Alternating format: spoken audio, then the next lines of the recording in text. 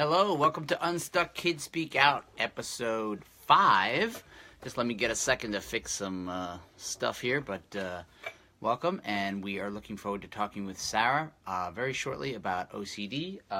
It's a nice day here in Brooklyn. Got all the stuff ready, and we're looking forward to another good talk. So if you feel free to share this out to anyone that you know. We're happy to take comments in a second. And Sarah will be joining us very shortly. I'm going to just get a little technology set up here. My computer decided to crash right as we start, but let's bring Sarah on. Hi. Hey, how are you? Good, how are you? I'm doing fine, thank you. Good. How is it down there? It's good, it's good. It's a little cloudy, but it's good. Awesome. Well, thank you so much for joining us. Oh, you're welcome. Thank you for having me. Very cool. How are you doing these days with OCD and things that you were dealing with a few years ago? How are things? They're good, but I still have a little bit of stuff popping up here and there, like choosing. This morning I chose some clothes that wouldn't work for today, so we had to switch them out.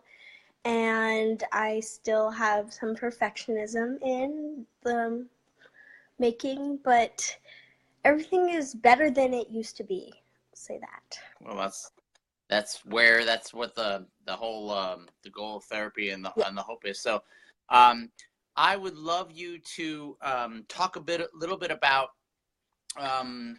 you've been dealing with OCD for a few years now, right? Yes. So talk to me a little bit about when you remember it starting, when you remember thinking, wait, something's not right, or I feel like I'm compelled to do certain things, or, tell me a little bit about, like, your story. When I was little, I always had choosing problems. For example, when I was choosing a backpack for my kindergarten year, or first grade year, I had to go off my brother's choice by 2 or something. It had to make it a routine because I couldn't choose my own backpack. And that's when it's always been like that as far as I can remember, but that's when my parents started to notice it. And after that, contamination started. I don't exactly remember when it did, but contamination started and then school aversion, and I went to Rogers. School aversion. What is that? What do you describe? You mean you wanted to avoid going to school? Yes. I had it was a combination between like violence, contamination, and perfectionism, because I knew I was not going to get everything right at school, so I didn't like to go. So rather than deal with the issues that might pop up in school, you just decided, I don't want to go. Yes. It wasn't that I didn't want to go, it was that it was hard for me to go because I also had just come into middle school, so it was my first year of middle school, and I was in 5th grade, and it was early, so everything on top of each other was a lot. Yeah. You mentioned like the going out in kindergarten, which was well before middle school, and trying to figure out how to pick a backpack, and your brother, you're basically, it sounds like you just talked to your brother and said, you pick for me. Mm-hmm. Yeah. Now that feels like it could be very innocent, like, oh, I can't choose, you pick for me. How would you describe, or do you remember how you might have been a little different for you? It wasn't that my brother was picking for me. It was that I had to pick off of him a certain number. Like, he chose a backpack, and then I chose 3 to the right of him. So it was a routine more than him choosing for me. Oh, and is that something you had to, like, set up when you were, like, before you even came? I don't know. Before you went to the store, even? Probably, I think that was how I was choosing stuff before that. I mean, I don't really remember, but I remember having to do that for choosing, because that was like, my parents knew something's wrong, and We were on the lookout for something, but we didn't know what it was. Oh, wow. Um, Now, let me just say, welcome everybody to Unstuck Kids Speak Out. I'm talking with Sarah. If you have any questions or want to throw them your way, feel free to make a comment, or give us a heart. Share this out to any friends you think you might might want to see this. We'll be on for a little while longer, and we'll just kind of talk about right now. We're just talking about how OCD started in her life, and then we'll start talking about her treatment in a little while. So that was the first signs of backpack, and then any other things that, like, was your OCD something that showed up more in school than home, or was it both places? It was more at home because I felt free to express it. Like, I got really angry. I didn't know how to express my anger and how it felt to have OCD. So I kind of just let it out on everyone at home, and then at school I tried to like conceal it, I guess. I mean, it's different now because everyone at my school knows, but uh then in elementary school it was harder because they didn't know. So you kept it from people in middle school. Yeah. I mean, in elementary school. Yes. Well, that's cool. At least that now your friends all know about it. Yeah, I took a leave for Rogers treatment, so while I was at Rogers, I made a video for them, and now they all know, and it's a lot easier to go through things when your friends know about it. Absolutely. I want to pull back, talk about that for a second, but we have a question from somebody. Jamie has asked, has your OCD ever made you miss out on an experience or something that you really wanted to do? Yes. I was at a carnival when I was about 10, and I was with my best friend and my brother, and they wanted to go on this carnival ride that was a boat that was swinging back and forth, and I was afraid I was going to throw up. So I didn't go on it, and I just watched them go on it. I did not go on carnival rides until I was it's like last year. And now I do more than my best friend does because I realized that was just in my head. So the carnival ride, and that's when your friends were on that ride, how did that make you feel? And you were sitting, watching them, or It wasn't that I was sad, it was that I was kind of scared for everyone on the ride because I didn't want them to throw up like on me. so it was almost you didn't want to go on the ride for fear of yourself throwing up. Then you were worried about everybody on the ride, including your friends. When they got off the ride, do you remember, oh my God, were you avoiding them? Were you trying not to touch them or anything like that? Yes, I was not near them for a while because I did think they were going to throw up, but eventually they didn't, so that's good. But, well, yeah. So your anxiety was very high. That's what happened. Yes, definitely. Now you were talking about your backpacks, fear of choice, and then you just mentioned kind of throw up and vomiting. Is that something that was different or new, or broke out of something, another worry that you had? I'm not really sure about where the vomiting came from, but I think I always had a problem with contamination, so I think it just kind of developed out of that.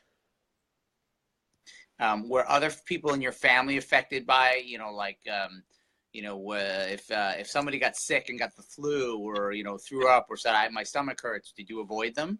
Definitely, yes.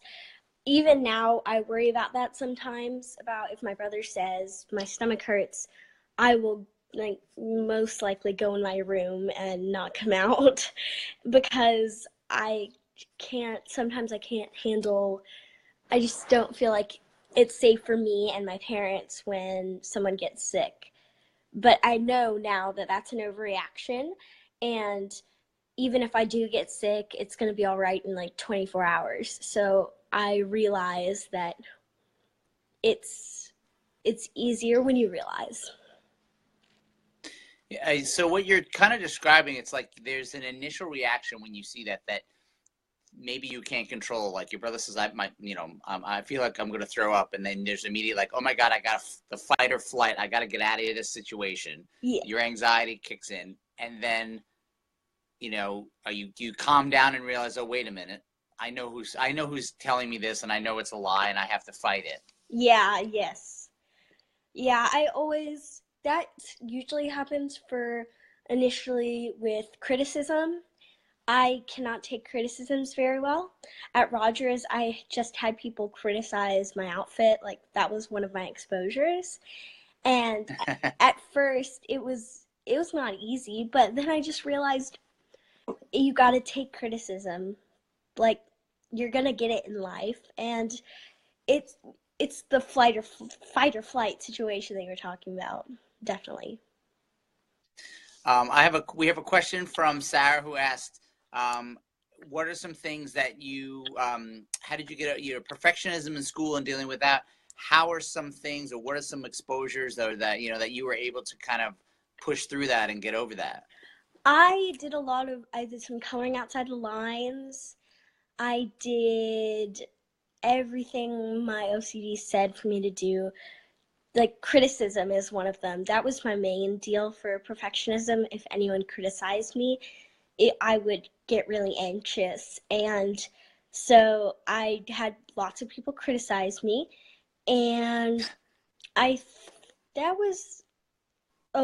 messy handwriting.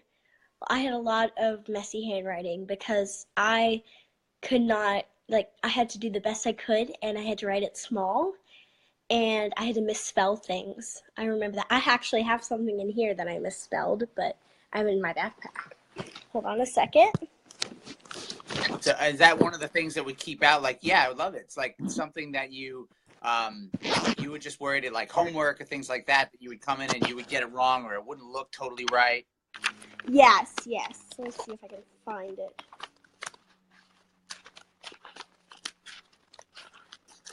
Let's see. I have a backpack that has everything pretty much I went through. Like, it has everything I hung up on the wall.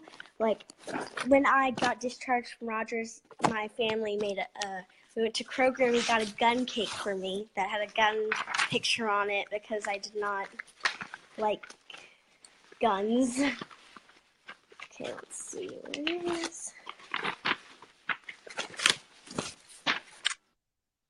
All right. If you're just joining in, we're talking with Sarah. This is Unstuck Kids Speak Out. Sarah has OCD. We're talking a bit about how she dealt with it. What are some of the things that she had to do in therapy? So feel free to ask any questions, give us a heart and a like, share this with your friends. This is meant to be, Sarah is somebody who's gone through some treatment, has a different understanding about OCD, has figured out ways to overcome some of her issues, is dealing, knows how to deal with them now when they pop up.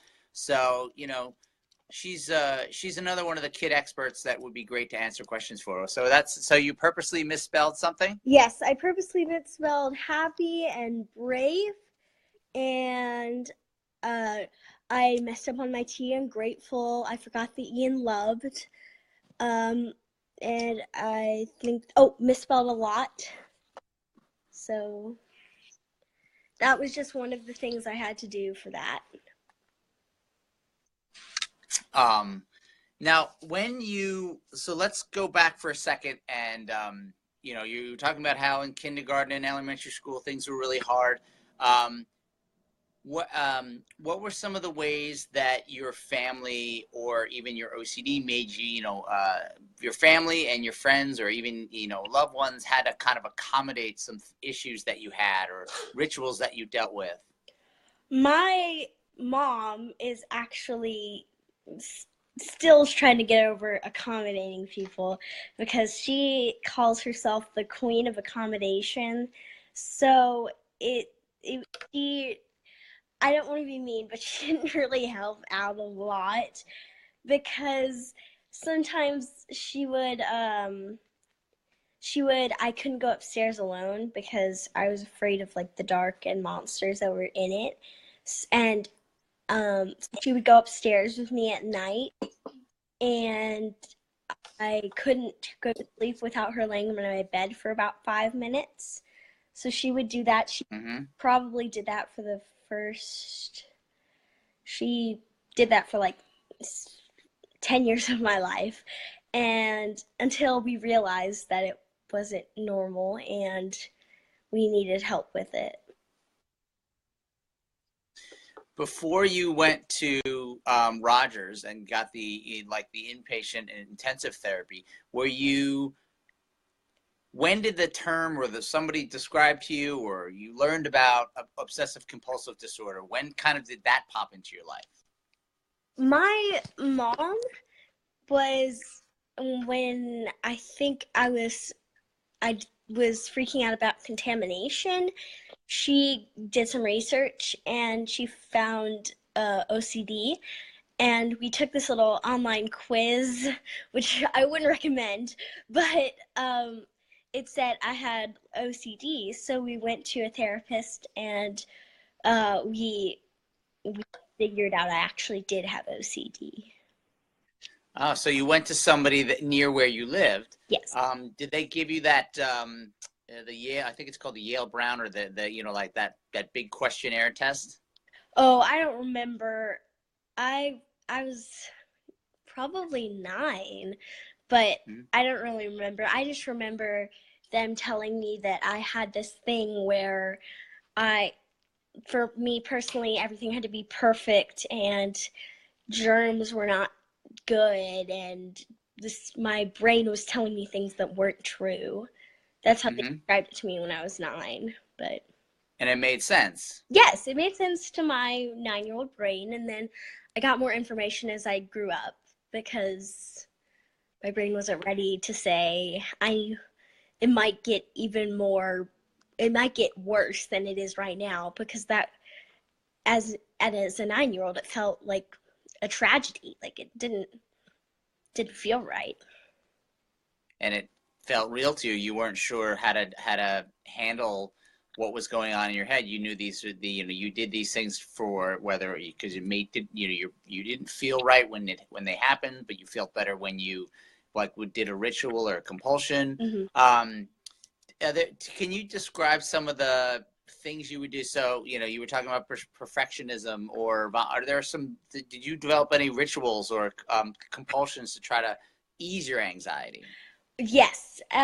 In the mornings I would do it was like a morning routine, but everyone has a morning routine, but like it was more advanced. It was like get in the shower and wash your hair and rinse your hair for 10 seconds.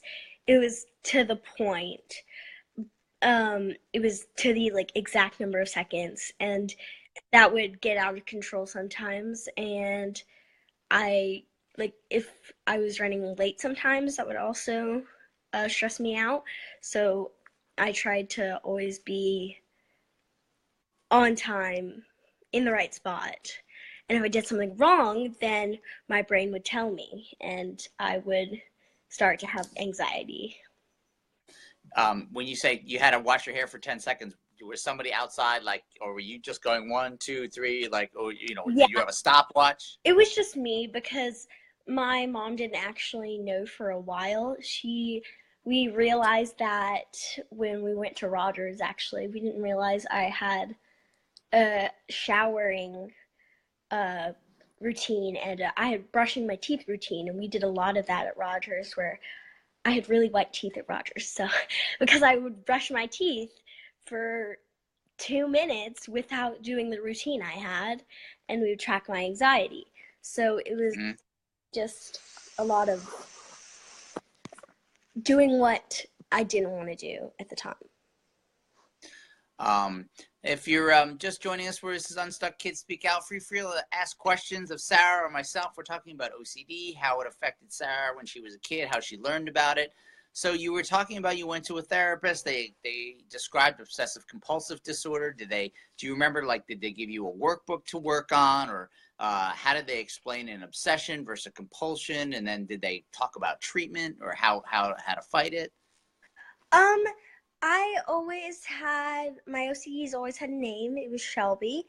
And I always had, I did have homework. I had books. I had worksheets, and I had ways to realize what was an obsession, what was a compulsion from a worksheet. And we would just, my whole family would go to therapy with me, and everyone would be involved in it because sometimes, like, my brother would touch my stuff and it would really stress me out because I had everything in a perfect order. But now I realize that it wasn't really perfect after all. But yeah, treatment when I was younger is different from when I was older because I understand more now. Right. Well, at what age did your parents go, this is too much, I have to, we got to take her to a different facility? And what, do you remember what age you kind of went to Rogers? Yes, I was 11. I went into middle school and I wouldn't go to school.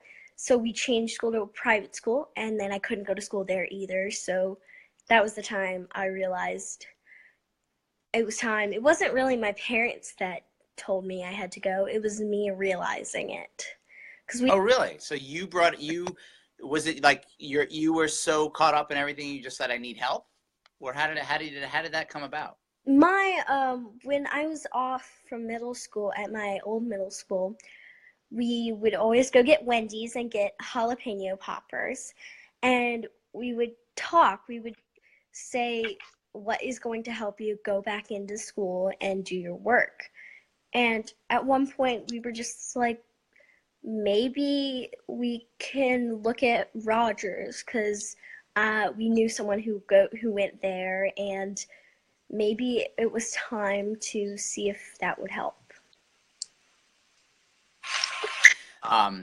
And then when you went there, thanks everybody for joining. If you have a comment or a question you want to ask Sarah, we've had a couple and she's been really helpful.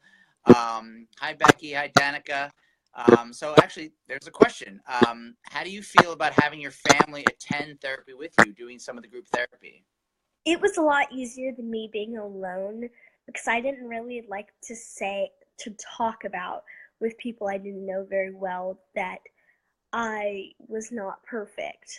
Now it's fine because I've been through so much, but it used to be that I just couldn't say that I was not perfect. So your family had to say it for you? How did that Yeah, they would do most of the talking for people. I've had multiple therapists because I just wouldn't talk to them and I didn't feel comfortable with them. So we switched around like 2 times, and eventually we got to Dr. Amy and we found her, and then we found Rogers because of her. So the couple therapists, I'm curious because we've talked to a couple kids and I get different. Do you think, would you say it was kind of you that had the hard time opening up, or was it they just didn't know how to really help you? I think it was me just opening up in my younger years because sometimes it was even hard to talk to my family about it because I just couldn't say it. I couldn't say I was not perfect.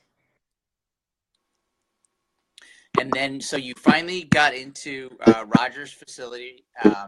You dealt with, you went through their intake process. And I just want to say, is everybody seeing this? If you're seeing the video, okay, let me know. I'm not sure if I'm breaking up on my end. I get a little bit of static. So if there is, just somebody throw a comment in. But so talk to me a little bit about Rogers. You go in there, your parents,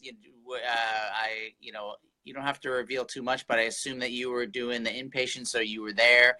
Was it the one in Nashville? Did you go to Wisconsin, Tampa? I was in Nashville. I stayed in Nashville, and I did a whole day for 6 weeks, and then I did after school for a while. Oh, I didn't realize I had that. Hi, Becky. Hi, Joanne. Thanks for tuning in. And then do you remember the day you walked in there? Were you nervous? Were you scared? Did they tell you what was going to happen? Yes, and I feel like I was nervous, but I expressed it in, I hate this place. I don't think it's going to help me at all. Like, I knew it was I knew it was going to help me, but I didn't want to express it. And most of my emotions used to come out in anger. Like when I was sad, I would be angry. When I was nervous, I expressed it in anger. So I was just felt really angry and mad that I was there and expressing that I wasn't perfect. And what are some of the things that they immediately? I know that they probably didn't accept your anger and said, "Okay, too bad, kid, you're going to deal with this." What were some of the things that you had to do initially, and things that you remember from your early treatment for OCD at Rogers? I remember that the first day I didn't talk much. The second day when we started everything, my main therapist came in and we played a game of Jenga where we get a block and it had a question on it, like what's your favorite song, or do you have any pets? And then we would talk about it to get to know each other. And that really helped me with like being able to talk to her because she knew about my backstory and why I loved cats so much and everything I have hung up on my wall in my little office area. So there was a little bit of a getting to know you. I just wanted to kind of give it a little bit of a summary. So there are, for obsessive compulsive disorder, you can go generally individual therapists, assuming that they teach something called, or they learn. There's a process called exposure and response prevention therapy. It's a type of cognitive behavioral therapy. All the acronyms: CBT is cognitive behavioral therapy, ERP is exposure and response prevention therapy. Some people go to individual therapists, but there are also specialty treatment centers like Rogers Behavioral Health has one. McLean is another hospital. I believe they're in Wisconsin or Boston, one of the two. But so there are a variety of different ways people treat. That you can go for treatment. Now, I'm sure that they made you do a hierarchy list. Is that correct? Yes. We had a 1 through 7 plus scale of when I was anxious. So whenever I did exposures, I would mark how long it took. If it was a 5, I would mark how long it would be until about a 2 when it cut in half. So I could see how long it took and what my number was. And I would just keep doing it until it got down to about a 2 and cut down to a 1. And the exposures help. So do you find that they would expose you to, give me an example of something you did, because it sounds like they exposed you to something that caused anxiety and then you focused on how anxious you were, and then they would say, okay, maybe a minute or two later, how is it now? How is it now? Is that kind of how that worked? Yes. One of my biggest exposures that I ever did was the vomit bucket. At Rogers, they had this bucket of slush that looked like green curry or red curry, and it smelled horrific. It was horrible. And at first, I would just look at it and see what my anxiety was, and it was high because I couldn't deal with stuff like that. And then you would open it, and people passing by would be like, "Ew, what's that smell?" And oh, it's just the vomit bucket. Uh, and then you would like stick your face over it, and it was not that fun. No. We would also like eat Skittles off a toilet seat and goldfish off the bathroom floor. So like contamination is probably my biggest thing because it was not a lot of fun to do that. Well, we've in my house we do also have vomit issues, and we have made recipes for vomit and put them out in the sun and let them get nice and ripe the way you're describing it. So I know that smell, and I understand for people listening, the reason you might sound really extreme, and to say, oh wow, you're going to actually put a piece of food on a toilet seat and then eat it. the point of it is to train your brain and understand that if you do something that OCD tells you is going to happen, it's proving over and over. You're kind of doing it. It's not like Sarah just did it once. To prove it over and over again, probably a few number of days, probably weeks, that this isn't going to happen. So if your brain says, if I touch this, I'm going to get sick or throw up, you are purposely doing what your brain says is going to happen to prove to yourself that it won't. And it's like it's a retraining your brain process. That's kind of what the exposures do. You face the thing you fear, because what OCD wants you to do is run away from it, avoid it, do something to change what your brain is telling you is going to happen. And then you kind of you're kind of retraining yourself to figure out how to do it, to prove that it's not going to happen, or that it's not going to happen the way you think, or that you need to trust another part of your brain, your instincts, more than the OCD. So you were dealing with a lot of contamination things. Were other kids there helping you with that? Did you do other things with other kids? Yes, I had a 7-year-old who is just my pride and joy. I love her so much. And she also had contamination issues. And we would do the stuff together, and we bonded a lot from that. We had sleepovers. It was a lot of fun. While in a way, it was not a lot of fun at all. Yeah. Well, I guess you make the best of it. So would you guys do things together? Would other kids that were in, because I understand that sometimes Rogers has, like, they'll get all the kids together and all the kids will talk about things together. Yes. When we did a lot of those, like, conferences things, and everyone knew what everyone was going through, and we did afternoon work together. Like, we had a mindfulness thing where we, like, just kind of meditated, and we had, like, art and music. It was a combination of things like that, and we would just talk about it usually and make the best of it while we were there. Is there something that you could say, do you remember one of your first big victories, or one of the first things that you made you go, oh, wait a minute, I can do this, or this isn't a big deal anymore? Yes, I was in my little office area, and the little 7-year-old came by, and she was eating goldfish off the ground, and she was asking everyone to do it with her, and that was one of my ordeals too. So I didn't even track my anxiety that time or the number, because I was doing it with her. And so I just did it, and I told my therapist, and she was so proud, and we, like, went to ice cream and it was a big day. But and also my discharge. But that's like for everyone. That's a big day for everyone. But sure. I actually have a question here, 2 questions. One, have you ever had a fear, something that come back, or maybe come back in a different way? Yes, I just recently I went to therapy because I would repeat stuff that usually my mom would say. Like, if she said this or that, I'd say that and everything after that.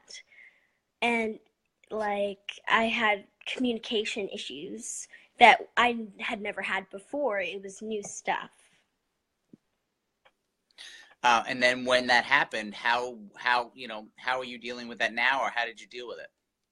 I went to therapy with a new person, and we kind of just did exposures where I couldn't do that. Like, it was like a band book. If I did it, I would make a chart about it, and it would get down to, when we stopped, it was down to nothing. So it wasn't that we did exposures that time, it was that we tracked it, and we saw how well I was doing and what I was doing wrong, and then I tried to fix it.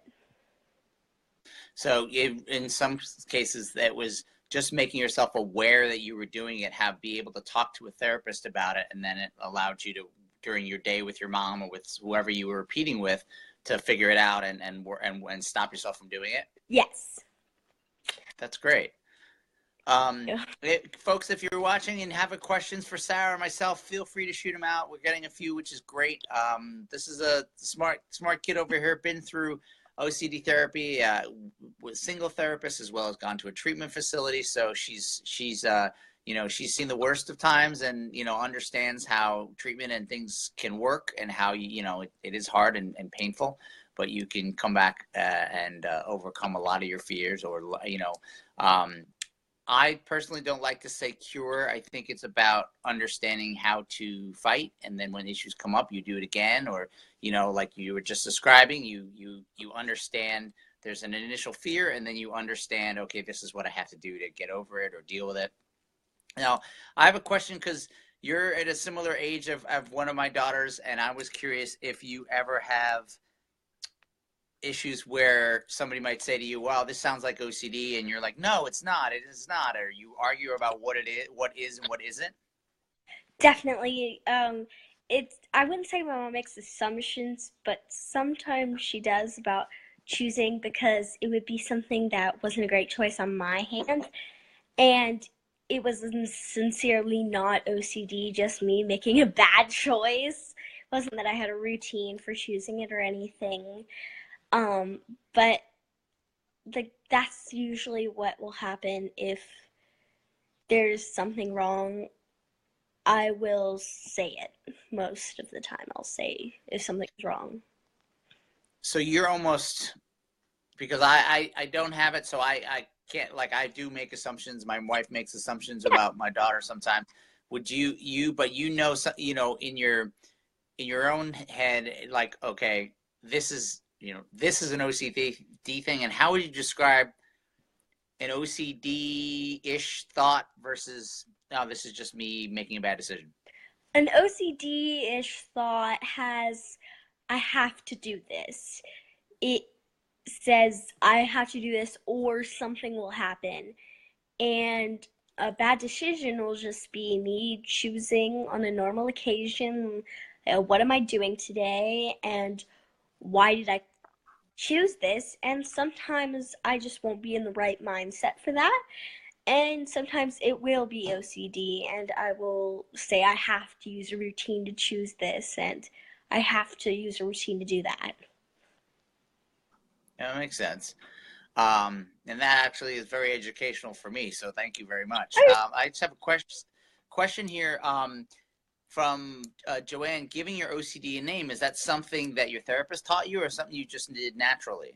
It was something that my therapist taught me. Most of the time when I got a new therapist, they would ask if my OCD had a name, and if not, what would it be? So that's usually what will happen. Well, just for my experience. Yeah, it's definitely a common thing, Joanne. My daughter called her OCD the worry bees. Another kid in our film called it Billy. I remember interviewing a kid last month, and they called it Voldemort. Like, you give it sometimes names, and sometimes it has to do with putting an evil task on it, so you can represent it and see it as a different thing other than this is not me. And another times it's like a code word for something that you can talk, like the Jake in our film. The reason why he named his OCD Billy was so that if it bothered them in public, his parents and him could have a conversation like, this is Billy's bugging me, and they understood, okay, this was he's got anxiety. So it depends, but generally they do kids do usually give it a name, and I think it helps visualize it outside of, helps them think of OCD as not something that it's them, it's something different. So question about, I'm just reading here, how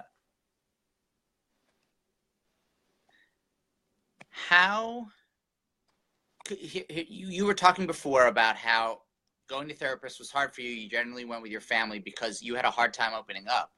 And it really, from my point of view, the hard thing is you have to do the work. Your parents can talk for you, but they're not going to cure your OCD. your brother's not going to cure it. Like they can help, but you have to do the work. So how did you eventually finally open up? Was it just you said, I'm sick of this thing? Or what were some of the ways you really started to like talk about and feel comfortable talking about it? It was mostly that when I realized, at first I didn't believe I had a problem, and I knew I did, but I didn't want to admit it. And when I realized it was an actual problem and I needed help, I kind of just opened up for there, and I was done with being angry and sad and emotional all the time. So you just said you're fed up, and you said, I'm gonna talk to a therapist.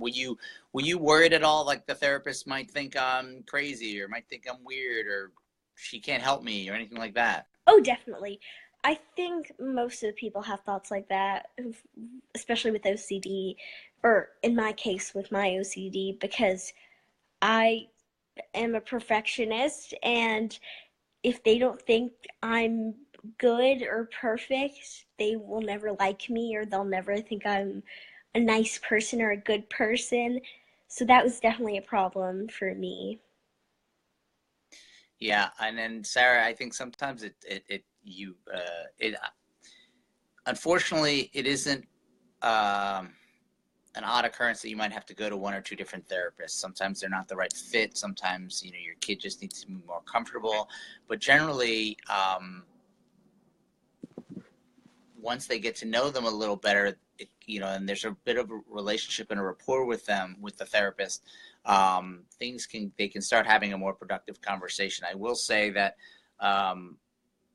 our therapist here in New York that Vanessa goes to initially was okay with us being in the room, but at one point she was kind of like, okay, we set a time limit on how long we would be there. And then at one point we would say, okay, do you want us in the beginning or the end? Because it was very important for the therapist to say, I need this rapport, and she needs to feel comfortable telling me whatever she wants, and maybe you don't need to be in the room. So, our therapist, at least I would say, kicked us out at one point and said, this is not, my job's with Vanessa, not you. So sometimes that can help.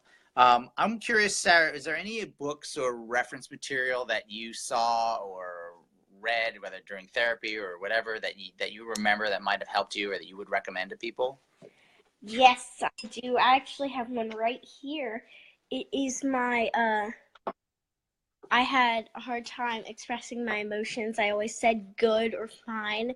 And this is an emotion chart where the blue is sad, and it has like guilty, abandoned, bored, everything that would be in there. Yellow's happy, purple surprise, orange is fear, red is anger, and green's disgust. And it has everything in those categories, or mostly everything in those categories on it. Like happy, inspired, powerful, just a lot of emotions in one, because I always said good or fine or everything is fine. I didn't like to express that I was going through something big. And that was something that you were able to buy or like order online, and they send it to you, and it looks like it rotates, yeah? Yes, it does. It has like it's like a circle, and I I got it at Rogers. They gave it to me, and I put it up on my wall, and every morning we would do, how are you feeling? What are you feeling? Are you ready for the day? What do you think's going to happen today? And I had to pick one of those words and not say everything is fine. So that was almost, you woke up and that was your first exposure of the day, was using the chart to pick an emotion. Yeah, yes. No, I'm glad it helped you out. So who was the first kid that you might have met with OCD, and was it helpful to meet somebody else with it? Definitely. On my first day, I met a lot of kids, but I remember people who were my age and people who were younger, and it didn't matter what age we were, we all bonded. Like the 7-year-old, her name's Jocelyn. She was always there, I feel like. And whenever she needed help, I would help her. And whenever I needed help, she would help me. And there was Cruz, who is like a year younger than me, and we would always hang out. And when we ate lunch, we would sit next to each other, and it was making the best of having a rough experience. But you guys bonded over that, and do you still keep in touch? Oh, definitely. Actually went to the Unstuck premiere, and I saw Cruz there, and um, Jocelyn and we FaceTime, and my mom and her mom are Facebook friends, and we try to keep in touch. Oh, that's awesome. That's great.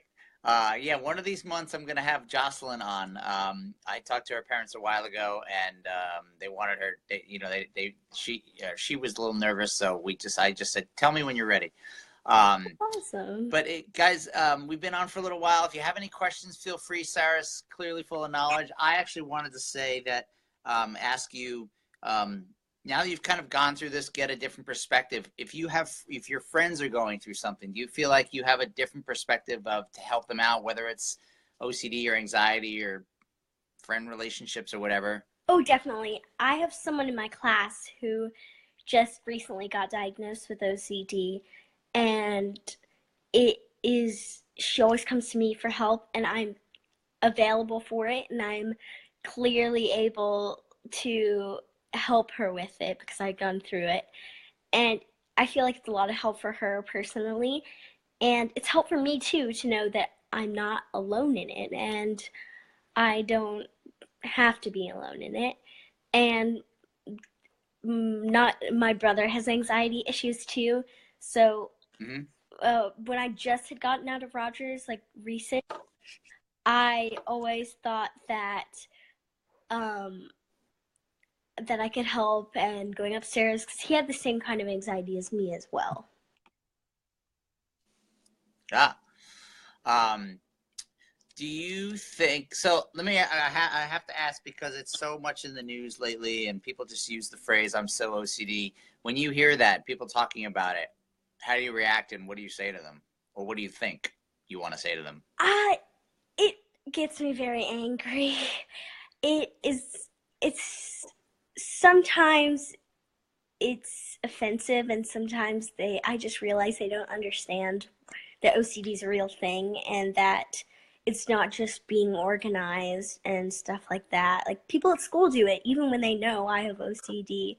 They're like, "Oh, that new I am just OCD," and then they realize what they said, and they apologize, and that makes me feel like makes me feel better that people actually realize it in my community, and they know that it's not just a fake ordeal that people had made up to say that you're organized. Right, or that or that it's even a good thing. I think a lot of times people assume it's a good thing to be clean or organized, or want things a particular way, and there's a lot of education we have to do about perfectionism, being meticulous, or being anal versus something that really is um, painful. Would you describe when OCD, when you have a high anxiety, how does it make you feel? When I have high anxiety, again, I express a lot of anger and sadness. Sometimes it's hard for me to express in like public places.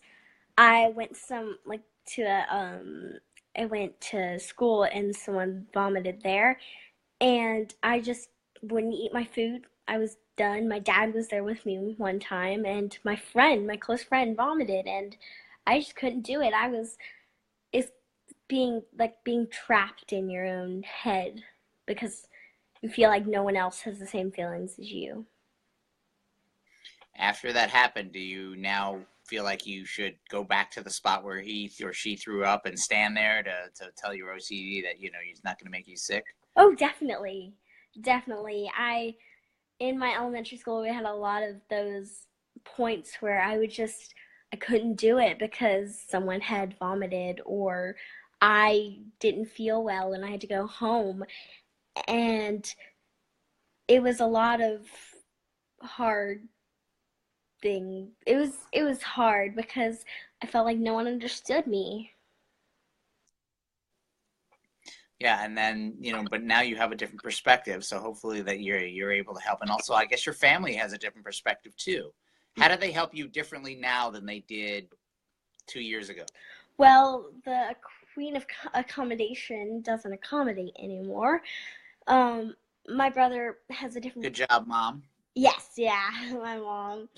My my brother has a different perspective on it now too, because he had always struggled with anxiety, and now he realizes that it's an actual thing, and um he could get help with it if he really needed it at some point.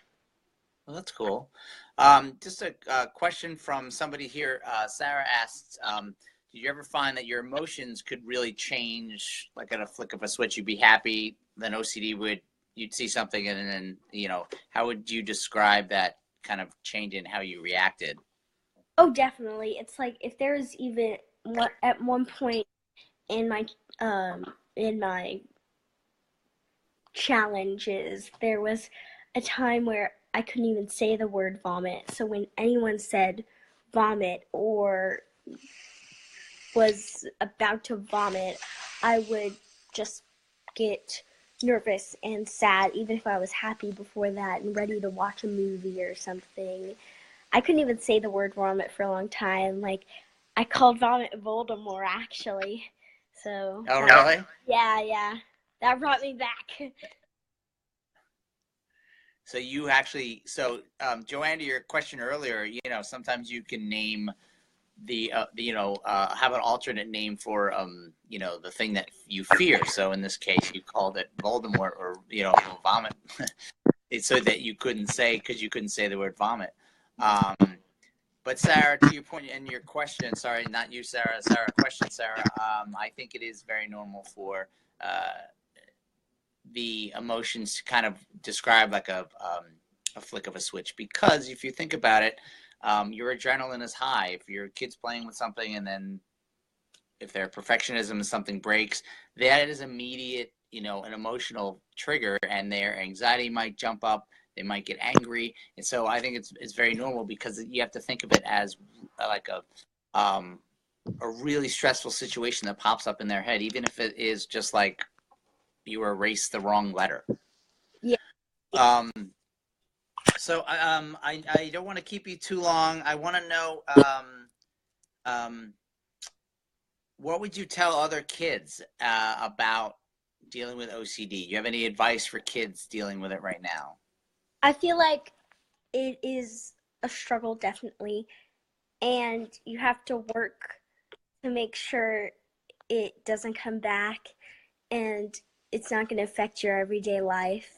And it definitely is a struggle, but you have to realize that someday you're going to be able to do everything you want without having OCD interfering, and being able to just be you without the little thing in your mind telling you to do something else. Something you just said brought up another question I had, that I realized, and maybe you can add perspective on this. A lot of people, when you read, parents especially, you're reading books about OCD, you read about how the process of therapy works, and it can be normal to think, all right, I'm not going to accommodate, therefore I'm going to cut everything out, and I'm not going to do this anymore. But therapy doesn't really work this way. You kind of take steps, or I should do this way, to get up to the higher anxiety. So, did you have to work with your parents, or did your parents actually have homework to do to stop, to make it, to make sure that they weren't accommodated, or they had to, help you in a different way? Yes, my parents they had definitely had homework, because would they wanted to make me feel happy and be safe and not feel nervous or angry, but they didn't realize when they felt like they were doing that, it was not helping me. Do you remember a couple things your mom or dad had to do? I remember my mom had to give me a turn for like 5 minutes in bed. Like, she would rub my back, and then sometimes she couldn't even leave for the night, because I felt like I couldn't sleep without her. Mm-hmm. It was So then you would she would have to leave, or she would she set a timer? Okay, no matter how you felt, she was going to leave at a certain time. Yes, what started to happen. She also started not laying in bed with me and sitting outside my room. And then now I went to bed last night without even saying good night to her. Like, it's if you do these exposures and go above and beyond with it, eventually you'll always have these troubles, but they'll get easier and easier throughout life.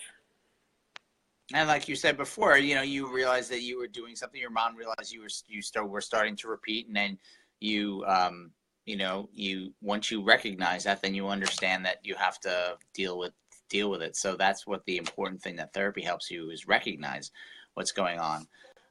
Sarah, thank you so much for joining me today. I really appreciate your help. Thank you. I appreciate being here and helping people with their struggles in OCD. That's great. And if you're watching this on the replay and you want to ask a question later on, we'll be monitoring this for a while. So feel free to ask questions or share this with anybody you want. Thank you, everybody. Sarah, I'm going to say goodbye now. Bye. Bye. Thanks so much. If you have any questions, feel free to keep your comments going. We'll be back next month, probably around this time in April. We're going to have another guest who I'm almost pretty sure who it is. But thanks for joining Unstuck Kids Speak Out, episode 5. And thank you, Sarah, for joining us. And thank you all for your questions. Have a great day.